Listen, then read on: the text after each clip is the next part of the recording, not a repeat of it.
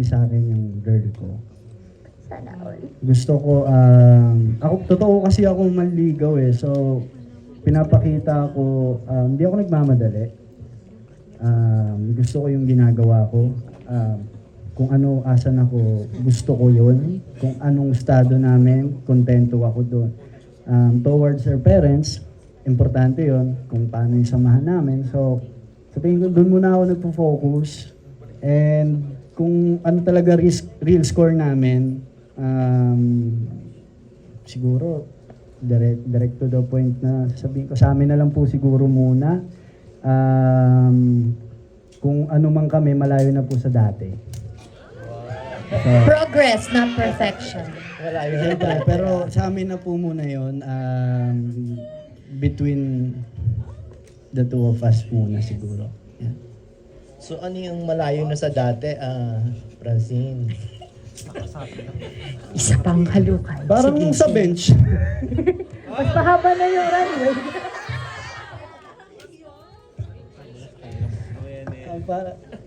para mamaya na yun.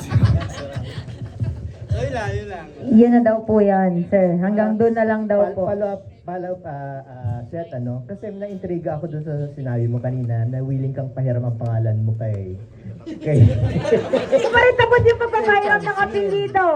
Sabi siguro Ito bang sabihin na you're already thinking long time at saka tawag dito? Long term na? Mas iniisip ko po yung paano ko isosustain yung sarili ko eh. Kasi ibang bagay ang pahiram ang apelyido mo. Yeah, So long term na yon. siguro pag na-accomplish ko po yung first goal ko, kung isa sarili ko muna. Kasi hindi ko po ibibigay yung apelido ko sa isang babae kung wala naman po ako ipapakain.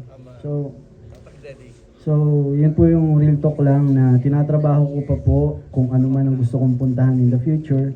So, kapag medyo nakakamit ko na yun, siguro, right time na para pag-isipan yan. Saka, we're young. Bata pa po kami, marami pa pong pwedeng i-explore. Saka, yung career namin, priority namin, and yung craft namin, ini-improve pa po namin. Marami pa po kaming hindi nasusubukan.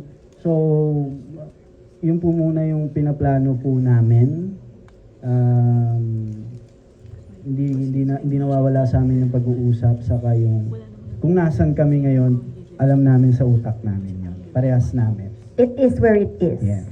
Yeah. Follow-up question, do you foresee yourself na magkakasama pa kayo sa mas marami pang projects in the future? Kasi yung iba, di ba, ibang lab teams, humihilwalay muna sa kalab team nila, nag-explore. Yung unang kung magsasama pa kami sa maraming project, sa tingin ko po, yes. Hindi po to yung last. Meron pa. Yung hanggang doon muna yung sasabihin ko. Pero, katulad po niya, may gagawin siya ngayon, ipapalabas. Yeah, so, Soon. yeah, Something soon. siguro, it's for craft. Para mapag-igipan namin yung craft namin. Siyempre, sa larangang ito, ang gusto ko, siya yung pinakamagaling. At siya yung makakuha ng project na yon. Sa tingin ko, siya yung kayang gawin yung project na yon. And vice versa. Sa larangan na to, gusto niya naman, ako yung nandun. So, di ba, hindi po namin pinipigilan yung sarili namin, lalo na kung sa dreams namin yun. May mga bagay talaga na ganun. May mga bagay na ganun, and dun matitest yung kaming dalawa. And willing kami na harapin yung mga challenges. Do you see yourself growing with each other kapag magka-lab team kayo? We're growing each other po.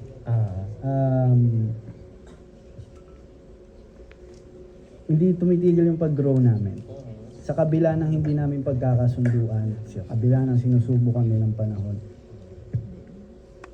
kasundo po namin yung mga utak namin. Iba namin tignan yung pangyayari. Lahat po kinapupulutan namin ng aral. Lahat sa iba namin tinitignan. Hindi kung ano lang makita at ma-receive namin, ay ganito, ay masakit, ay nakakasad. No. Lagi kaming pumupunta sa iba't ibang direksyon. Iba namin itindihin yung mga sitwasyon. So, I everyday nag-grow kami, everyday nadidiscover namin yung isa't isa. Everyday napapakilala po namin yung isa't isa. And everyday ina-accept po namin yung isa't isa. Francine, may sasabihin ka ron? Sabi, diretso siya, react. po. Pwede po pakiulit ng po ng tanong po. Sorry po. Do you see yourself growing with each other as a love team? As a love team, kung... Oo naman po. Kasi malaking contribution ng team up namin sa mga careers namin. At hindi naman namin parang babaliwalain lang yung contribution ng isa't isa sa mga trabaho po namin, di ba, sa mga career namin. But I also believe in what he can do. Kung tingin nyo parang sobrang galing na niya, mas meron pang isa-sobra yun. Mas meron pa siyang galing na mailalabas. And of course, gaya ng sabi niya, gusto namin yung kung ano yung best para sa isa't isa. Doesn't mean naman na if he wants to explore, it's okay as long as kung makakabuti para sa kanya, why not, diba? So yun, mas gusto lang naman natin at the end of the day is ma-fulfill natin yung mga dreams natin sa buhay, diba? Kasi I think isa yun sa mga point ng sense ng buhay, yung importansya ng buhay is to live your life to the fullest. So why not? So yes. Okay, thank you and congratulations. Okay, we're down to our last two questions. Let's give it for Pep, Miss Christine. So, yung questions ko is sa mga girls, kay Lady, Francine, and Elijah. Yung trailer is, di ba, lumalabas na playboy, yung character ni Seth. So, naniniwala ba kayo sa kasabihang, once a cheater, always a cheater?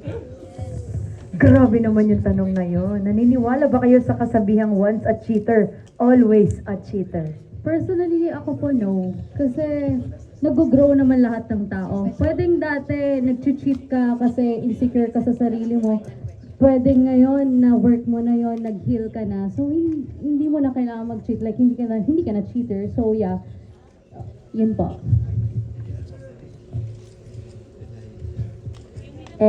Elijah and then Francine. Ayun, same as Lady po, no, kasi everyone deserves a second chance and nagbabago naman po yung mga tao, nagbabago for the better. Ngayon, kung magbago po siya for the worse, then sa kanya na po yan. Francine? Oh my gosh. Totoo naman po na nagbabago naman po talaga yung mga tao. But for me, ang answer ko po ay yes. Kasi kung kaya mo gawin in the first place, kaya mong ulitin. Mas kaya mong gawin ng maraming beses. And kahit naman na parang sabihin na bigyan ng second chance, mas nasisira, mas nagiging shaky yung trust. Kasi nagawa mo na eh. So it means, mas kakayanin mo pa the next time. Ayun lang po yung take ko na once a cheater, always a cheater. So, ikaw yung hindi na nagbibigay ng second chance kahit na mahal mo yung isang tao. Depende po sa sitwasyon. Pero if it's about cheating, no. Kasi sa mga boys, kasi di ba meron tayong stigma na pag pogi ka, maloloko.